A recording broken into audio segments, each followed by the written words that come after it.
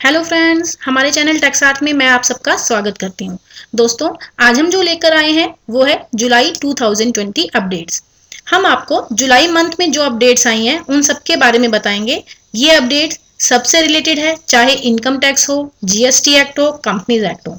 हमने आपके लिए सारी जुलाई अपडेट्स को एक ही वीडियो में कंपाइल किया है। सो वीडियो को एंड तक जरूर देख लीजिएगा एंड चैनल सब्सक्राइब करने के बाद बेल आइकन दबा दीजिए।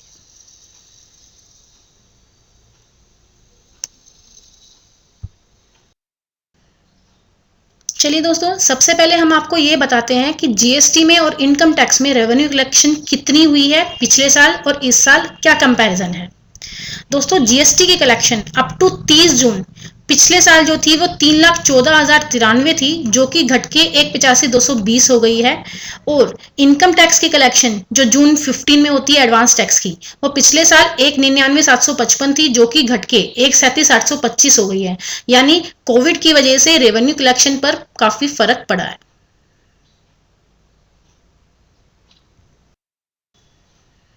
चलिए दोस्तों, अब अपडेट्स के बारे में बात करते हैं। सबसे पहले हम जीएसटी अपडेट्स की बात करेंगे। दोस्तों, नील जीएसटीआर 1 अब हम एसएमएस के थ्रू फाइल कर सकते हैं। आपको पता है जीएसटीआर 3 भी जो नील थी वो हम पहले एसएमएस के थ्रू भर सकते थे, लेकिन अभी एक नोटिफिकेशन आया है 1 जुलाई 2020 में, नोटिफिकेशन नंबर 58/2020, जिसके थ्रू ये कहा गया है कि नील जीएसटीआर 1 हम एसएमएस के थ्रू भर सकते हैं। यहाँ पर नील जीएसटीआर 1 का मतलब है आउटवर्ड सप्लाई नील होनी चाहिए, टेबल में कोई भी एंट्री नहीं होनी चाहिए। इन शॉर्ट, जीएसटीआर 3B और जीएसटीआर 1 अगर नील है तो हम एसएमएस के थ्रू उन्हें फाइल कर सकते हैं। इसके बाद है जीएसटीआर 4 की ड्यू डेट को एक्सटेंड कर दिया गया है 31 अगस्त तक। जीएसटीआर 4 दोस्तों एनुअल रिटर्न होती है कंपोजिशन डीलर के लिए, जो उन्हें फाइल करनी होती है एक्चुअली में 30 अप्रैल तक। यानी फाइनेंशियल ईयर 19-20 के लिए जो डेट है उनकी ड्यू डेट 30 अप्रैल 2020 बनती है, जिसको पहले 15 जुलाई कर दिया गया था, लेकिन इसे फर्दर एक्सटेंड किया गया है 31 अगस्त 2020 तक। यानी जीएसटीआर 4 को हम 31 अगस्त 2020 तक भर सकते हैं। ये नोटिफिकेशन आई है 13 जुलाई को, जिसमें ये एक्सटेंशन दी गई है। इसके बाद हम बात करते हैं स्टेट कोड की, new UT Dadra Nagar Haveli and Daman and Diu के लिए। एडमिनिस्ट्रेशन जो मर्ज यूटी का जो है, उन्होंने अनाउंस किया है वाइड ट्रेड नोटिस 28/2020-21 जो 13 जुलाई को आया था। उन्होंने उसमें कहा कि जीएसटीएन होल्डर दामन दीव का उसको सेम स्टेट कोड 26 अलॉट होगा जो दादरा नागर हवेली का था पहले, बिफोर मर्जर। ये कब से लागू होगा? विद इफेक्ट फ्रॉम 1 अगस्त 2020।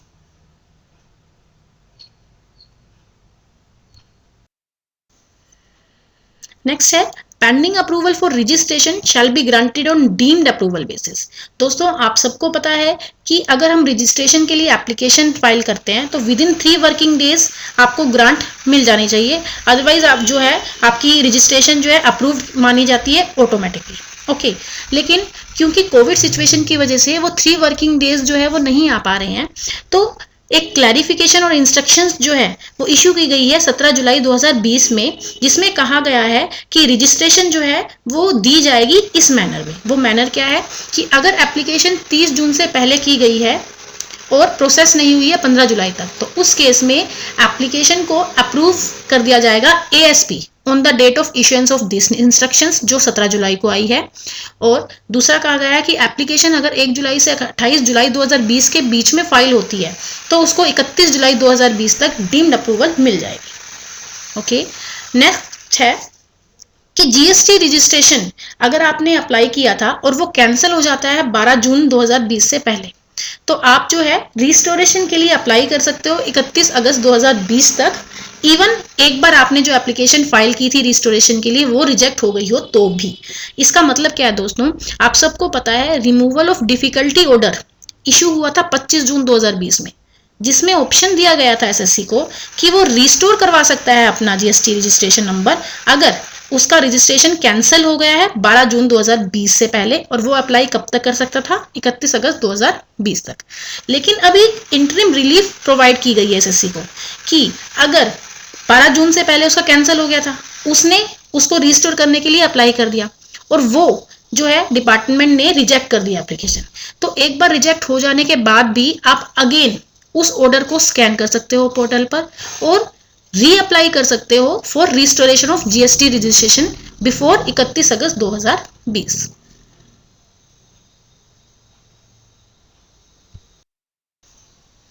चलिए अब बात करते हैं इनकम टैक्स अपडेट्स की। सबसे पहला है change in 26Q to give effect to mandate section 194N।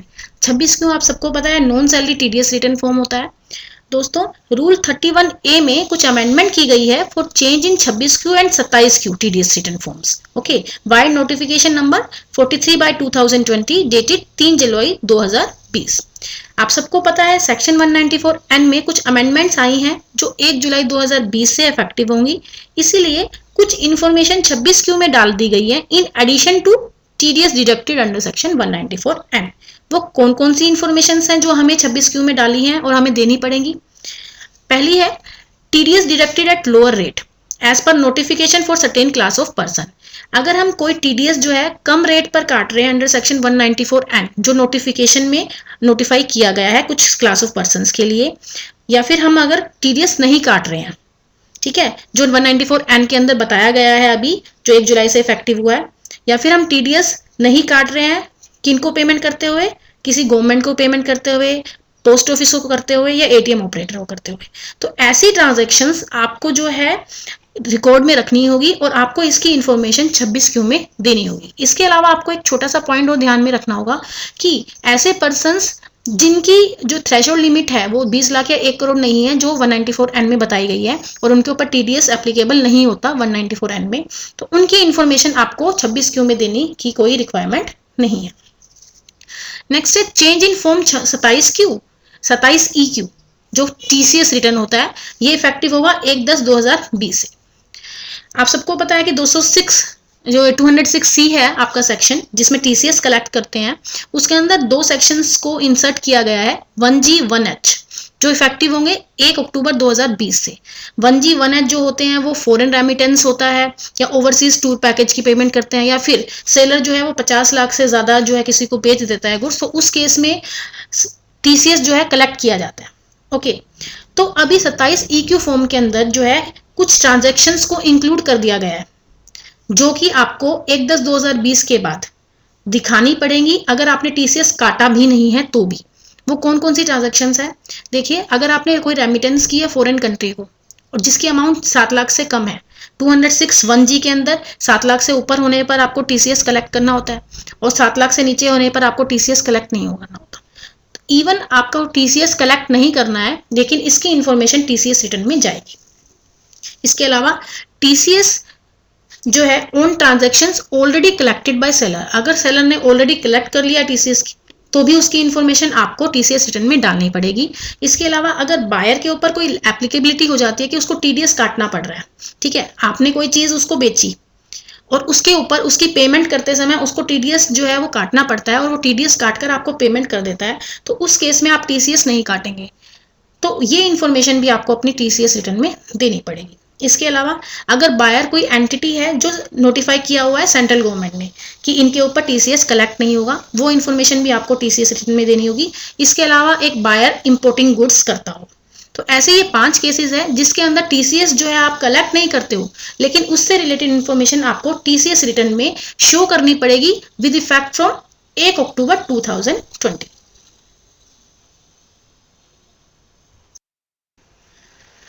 Next है 20% TDS not applicable on dividend paid to non resident. दोस्तों आप सबको पता है सेक्शन 206AA क्या कहता है कि अगर कोई पर्सन हमें पैन नंबर प्रोवाइड नहीं करता है तो टीडीएस हमें हायर रेट पे काटना है, दैट इज 20%। लेकिन अगर डिविडेंड जो है हम नॉन रेजिडेंट को दे रहे हैं और नॉन रेजिडेंट हमें पैन नंबर प्रोवाइड नहीं करता है तो उस केस में 20% उसको टीडीएस नहीं काटना है आपको। वो किस केस में नहीं काटना है, अगर नॉन रेजिडेंट ये कहता है कि वो रेजिडेंट किसी और कंट्री का है और आपको रेजिडेंसी का सर्टिफिकेट प्रोवाइड कर देता है, इसके अलावा वो आपको टैक्स आइडेंटिफिकेशन नंबर भी दे देता है दूसरी कंट्री का, तो उस केस में आपको 20% टीडीएस उसका नहीं काटना है। इसके बाद 206C 1G और सेक्शन 206C 1H की time limit for TCS collection या फिर डिपॉजिट या फिर फाइलिंग करने की टीसीएस रिटर्न की जो डेट है उसको सेम रखा गया है जो सेक्शन 206C 1 और सेक्शन 206C 1C में है। उसको चेंज नहीं किया गया। इसके अलावा टीसीएस का क्रेडिट बायर को उस साल में मिलेगा जिस साल के अंदर 206C 1G में और 206C 1H के अंदर टीसीएस कलेक्ट या डिपॉजिट किया जा रहा है। मान लीजिए कि आपने जो है किसी को सेल की थी फाइनेंशियल ईयर 19-20 में 50 लाख से ऊपर सेल थी, आपको टीसीएस जो है कलेक्ट करना था, लेकिन आपने टीसीएस कलेक्ट किया फाइनेंशियल ईयर 20-21 में। तो जिस साल में आपने कलेक्ट किया और डिपॉजिट करवाया उसी साल में बायर को उसका क्रेडिट मिलने वाला है, यानी फाइनेंशियल ईयर 20-21 में। फाइनेंशियल ईयर 19-20 में जब बिलिंग हुई थी तो बिलिंग की डेट पर उसको टीसीएस का क्रेडिट नहीं मिलेगा, ये आप ध्यान रखिएगा। इसके अलावा जो ई वेरिफिकेशन स्पेंडिंग थी from assessment year 2015-16 to assessment year 2019-20 उसको जो है एक्सटेंड कर दिया गया है 30/9/2020 तक। यानी अगर आपकी ई वेरिफिकेशन आप विदिन 120 डेज नहीं कर पाए थे तो अब आप उन 5 सालों की ई वेरिफिकेशन 30 सितंबर 2020 तक कर सकते हैं। और अगर आपका कोई रिफंड पेंडिंग है इस वजह से कि आपने वेरिफिकेशन नहीं करवाई थी तो आप जो है वो रिफंड क्लेम कर सकते हो, आपको रिफंड मिल जाएगा। और लेकिन इसका आपको एक ध्यान रखना पड़ेगा, इसके ऊपर जो इंटरेस्ट मिलने वाला है वो आपको ई वेरिफिकेशन की डेट से मिलने वाला है, उससे पहले का नहीं मिलेगा आपको। ठीक है, ये एक बहुत अच्छा स्टेप है जो गवर्नमेंट ने उठाया है ताकि जो जितनी भी आपकी वेरिफिकेशन ई वेरिफिकेशन के लिए पेंडिंग रिटर्न्स है वो हो जाए और आपको रिफंड भी मिल जाए।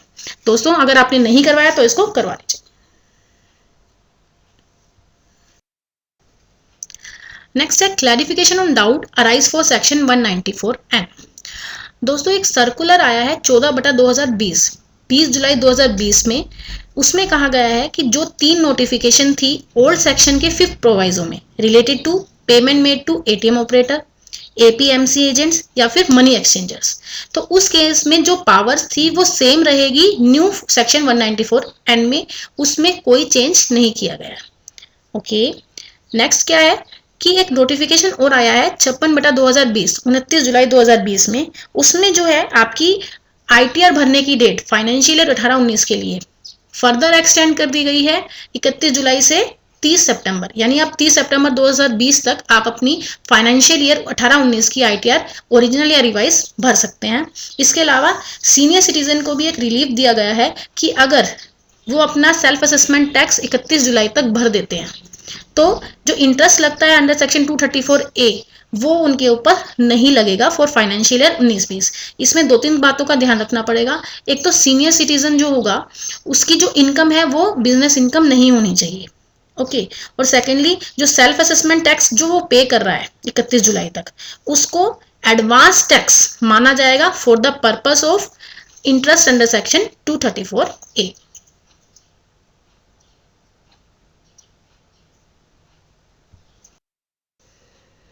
नेक्स्ट है sharing of information by income tax to SEBI, income tax to MSME and income tax to GST. दोस्तों कुछ प्रेस रिलीज आई है, एक प्रेस रिलीज आई है 8 जुलाई 2020 में जिसमें कहा गया है कि आईटी एंड सेबी जो है हर तरह की इंफॉर्मेशंस को रेगुलर बेसिस पे और ऑटोमेटिक बेसिस पे शेयर करेंगे ताकि कोई भी शेयर ट्रांजैक्शंस के अंदर हम लोग टैक्स बचाने की कोशिश कर रहे हैं तो उसको पकड़ा जा सके। इसलिए केयरफुल रहिए, अपनी सारी सिक्योरिटी ट्रांजैक्शंस की रिपोर्टिंग करेक्टली कीजिए वरना आप पकड़े जाएंगे। इसके अलावा एक प्रेस रिलीज आई है 21 जुलाई 2020 में जिसके अंदर सीबीडीटी एंड सीबीआईसी जो है अपनी सारी इंफॉर्मेशंस को एक्सचेंज करने वाले हैं, जिसके अंदर वो सबसे पहले क्या करेंगे, आपकी जो भी मिसमैच है अगर जीएसटी रिटर्न में और आईटी रिटर्न में उसको पकड़ेंगे। इसलिए ये लाया ही इसलिए गया है ताकि जो भी मिसमैच हो आपकी टर्नओवर में उसको पकड़ा जा सके, और अगर कोई इनकम जो है या फ्रॉड आपका मिल जाता है तो आपके ऊपर पेनल्टी लगा दी जाएगी अंडर सेक्शन 271A(a)(d) में। इसके अलावा एमएसएमई में भी एक नया प्रोसीजर जो है एप्लीकेबल हो गया है 1 जुलाई 2020 से। उसमें क्या कहा गया है कि value of investment in plant and machinery और टर्नओवर ऑटोमेटिकली पिक किए जाएंगे आईटीआर से जो आपने फाइल की है। कौन ऑटोमेटिकली पिक करेगा, एमएसएमई पोर्टल। ठीक है, तो बहुत ध्यान से अपनी सारी इंफॉर्मेशंस को भरिए दोस्तों, एक जगह पे दूसरी और दूसरी जगह पे दूसरी मत भरिए, इंफॉर्मेशन शुड बी सेम।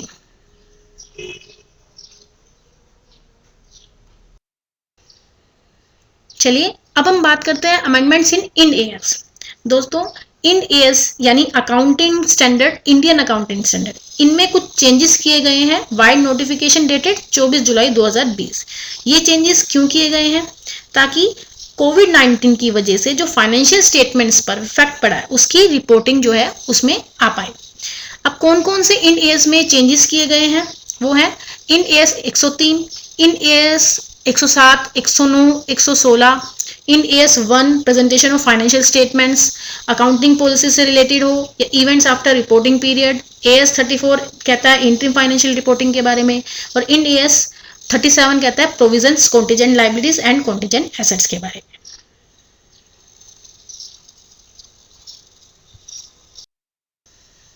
चलिए अब हम बात करते हैं कुछ लेटेस्ट जजमेंट्स की जो इनकम टैक्स में आई हैं। ओके, सबसे पहली है Savita Kapila legal heir of late Shri Mohinder Pal Kapila versus ACIT, Delhi high court की जजमेंट है। इसमें क्या कहा गया है कि कोई भी प्रोसीडिंग जो है वो डेड पर्सन के ऊपर इनिशिएट नहीं की जा सकती। इसका मतलब अगर कोई पर्सन मर गया है उसके बाद कोई प्रोसीडिंग्स उनके ऊपर शुरू नहीं हो सकती। अगर मरने से पहले कोई प्रोसीडिंग्स शुरू कर दी गई थी तो ही वो प्रोसीडिंग्स कंटिन्यू हो सकती है। ओके, सेकंड केस है Rohit Kapoor versus additional commissioner of income tax, Delhi tribunal में ये जजमेंट आई है। उसमें क्या कहा गया है कि अगर कोई एसएससी जो है एंटायर बिजनेस जो है लीज पर दे देता है, उसका कोई कंट्रोल उसके हाथ में नहीं है, सारे डिसीजंस कंट्रोल जो है वो लेसी के पास है, तो उस केस में जो भी इनकम उसके पास आएगी वो इनकम फ्रॉम अदर सोर्सेज रहेगी। ठीक है, नेक्स्ट है Futura business solutions private limited versus income tax officers, Bangalore tribunal का ये केस है। इसमें जजमेंट क्या आई, आपको पता है सेक्शन 56(2)(7) भी क्या कहता है कि कोई भी एक्सेस प्रीमियम आपको रिसीव्ड होता है अपॉन इश्यू ऑफ शेयर्स, ठीक है, तो वो टैक्सेबल होता है इस सेक्शन के अंडर। लेकिन ये Futura business solution private limited case में क्या कहा गया कि सेक्शन 56(2)(7) जो है वो किसके बारे में बात कर रहा है, share premium receive from residents. Share premium अगर नॉन रेजिडेंट से रिसीव्ड हो रहा है तो उसके ऊपर ये सेक्शन अप्लाई नहीं होगा। ठीक है, नेक्स्ट है Krithyu solutions private limited versus ACIT Cochin tribunal. दोस्तों ये सारी जजमेंट्स बहुत इंपॉर्टेंट है इसलिए ध्यान से सुनिए, इनका मेन क्रक्स मैं आपको बता ही रही हूं यहाँ पे। इसमें क्या कहा गया है कि कोई भी नया क्लेम जो है अदर देन क्लेम जो हमने ओरिजिनल रिटर्न में फाइल किया है हम लोग ले सकते हैं अगर कोई असेसमेंट हो जाती है अंडर सेक्शन 147 या 148 में। इसका मतलब क्या है दोस्तों, 10B की जो क्लेम था हमने ओरिजिनल रिटर्न में फाइल किया, ठीक है, लेकिन वो रिजेक्ट हो गया कुछ कारणों की वजह से जब हमारा केस खुला अंडर सेक्शन 147 और 148 में। लेकिन उस केस में अगर हम फ्रेश नया क्लेम लेकर आते हैं अंडर सेक्शन 10A तो हमें वो मिल जाएगा अगर वो सही है तो।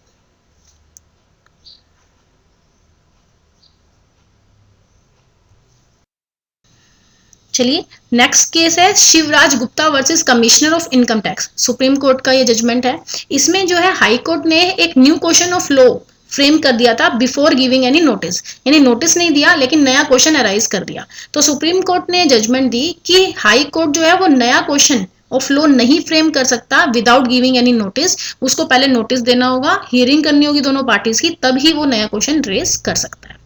ओके, नेक्स्ट है इनकम टैक्स ऑफिसर वर्सेस रेखा शेट्टी, चेन्नई ट्रिब्यूनल में एक केस आया जिसकी जजमेंट क्या हुई कि अगर जो है कैपिटल गेम स्कीम के अंदर हम अंडर सेक्शन 54 डिपॉजिट कर रहे हैं after filing return under section 139(1) के बाद अगर रिटर्न फाइल हो गई है और उसके बाद डिपॉजिट होता है कैपिटल गेन स्कीम में तो भी उसकी डिडक्शन मिल जाएगी आपको सेक्शन 54 में, क्योंकि 54(2) जो है वो डायरेक्टरी इन नेचर है।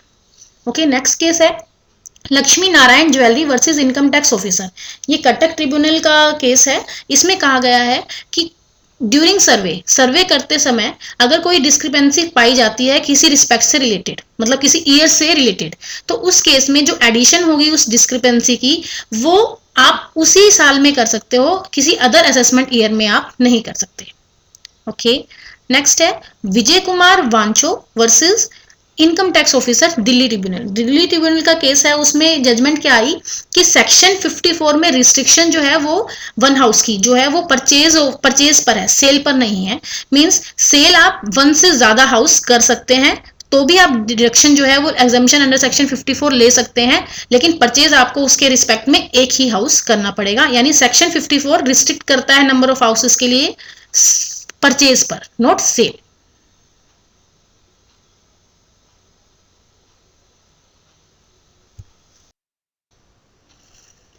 चलिए अभी बात करते हैं हम लेटेस्ट जजमेंट्स की जो जीएसटी में आई है। ये बहुत इंपॉर्टेंट है, प्लीज ध्यान से सुनिएगा। वीकेसी फुटवियर गुजरात हाई कोर्ट में क्या जजमेंट आई कि net ITC for purpose of 89(5) of CGST rules, उसके अंदर आपका value of input services include किया जाएगा। 89(5) के अंदर मैं बता देती हूँ कि खाली इनपुट ही लिखा गया है, तो यहाँ पर नेट आईटीसी के अंदर वैल्यू ऑफ इनपुट सर्विसेज को इंक्लूड किया गया है। इसके बाद है devices distributors versus the assistant state tax officer Kerala high court. Kerala high court में क्या जजमेंट पास हुआ कि अगर किसी ईवे बिल में आपका बिल नंबर जो है वो कंटिन्यू नहीं है, तो उस बेसिस पर कोई भी डिपार्टमेंट जो है आपके गुड्स को अंडर सेक्शन 129 डिटेन नहीं कर सकता, जब्त नहीं कर सकता।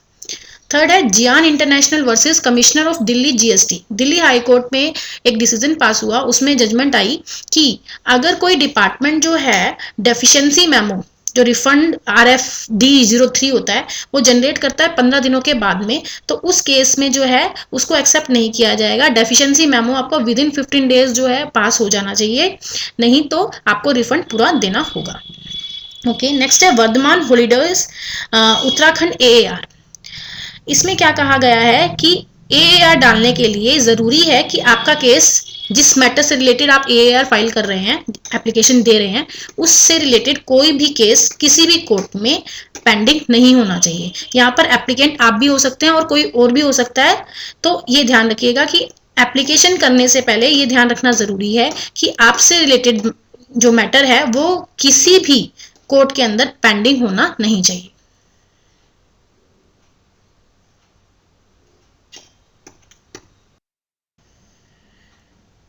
चलिए दोस्तों, अब हम बात करते हैं पोर्टल अपडेट्स की। हमने जीएसटी अपडेट्स के बारे में पता कर लिया, इनकम टैक्स के बारे में हमने जजमेंट्स देख ली। अब हम बात करते हैं पोर्टल पे भी कुछ अपडेट्स हुए हैं उसके बारे में। सबसे पहला तो यही है कि न्यू 26AS फॉर्म जो है वो आ गया है, जिसके अंदर 14 स्पेसिफाइड फाइनेंशियल ट्रांजैक्शंस जो है वो आपको अपीयर होने वाली हैं। यानी 26AS के पार्ट ई में आपको SFT यानी स्पेसिफाइड फाइनेंशियल ट्रांजैक्शंस अपीयर हो जाएंगी। ओके, इसके बारे में डिटेल में जानना चाह रहे हैं तो हमारे आई आइकन में आपको इसकी समरी मिल जाएगी, आप उसको रेफर कर सकते हैं। इसके अलावा जो पास 6 ई फॉर्म है वो MCA की साइट पे अवेलेबल हो गया है। दोस्तों, ये जो पास 6 है वो किसी भी अनलिस्टेड पब्लिक कंपनी को जो है फाइल करना होता है, जिनके पास सिक्योरिटीज है डीमेट फॉर्म में। ओके, तो उनको फाइल करना होता है विद इन 60 डेज, कहां से, of each half yearly duly certified by professional. तो ये एप्लीकेबल हुआ था पिछले साल 30/9/2019 से, लेकिन उस वक्त ये पास 6 हमारी MCA की वेबसाइट पे नहीं था, इस वजह से ये भर नहीं पाए। ठीक है, तो अभी ये अवेलेबल हो गया है MCA की साइट पे, तो आप इसको भर सकते हैं। तो इस केस में 30/9/2019 की ड्यू डेट और 31 मार्च 2020 की ड्यू डेट को आपको दे दिया गया है कि आप 30/9/2020 तक उसे फाइल कर सकते हैं।